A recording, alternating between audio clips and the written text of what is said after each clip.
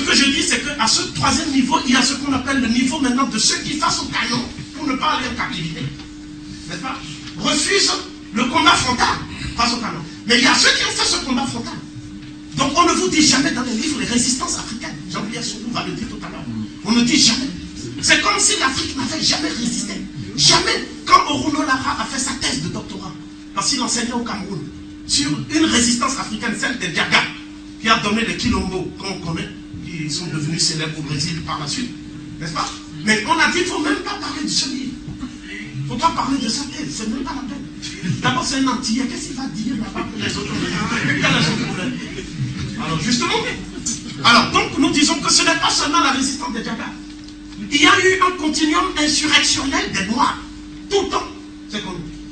Donc, ce fait est aujourd'hui avéré et nous devons l'apporter à la conscience universelle maintenant. Ensuite, nous disons que ce phénomène-là, vous avez maintenant des complices. Donc, je vais l'illustrer par deux exemples. Et je vais conclure.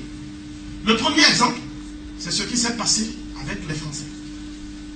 Il est évident que l'historiographie française aujourd'hui dit que le peuple français a résisté, en général, face aux nazis. Mais que ce sont quelques brebis égarés qui ont été châtiés d'ailleurs, qui s'étaient laissés prendre à la collaboration.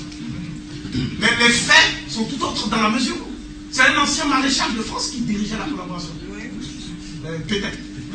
Ensuite, le président du Conseil de Laval, et Darlan, Dartier de Pellepoix, commissaire aux affaires juives. Donc c'était l'élite française qui collaborait en fait. La preuve, quand De Gaulle a lancé son appel, en AEF, quand Eboué, le Guyanais, a dit, bon, nous allons quand même tenter le pari, encore une fois, pour voir si la France se libère et sera au moins reconnaissante.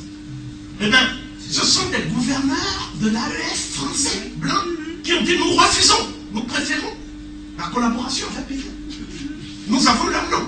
Mais on n'enseigne pas ça au peuple français. On ne dit jamais le peuple français et ses élites ont vendu la France. Quand il s'agit des nègres, on dit que les Africains ont vendu sans nuance en faisant abstraction de tous les faits massifs que je viens de lui dire.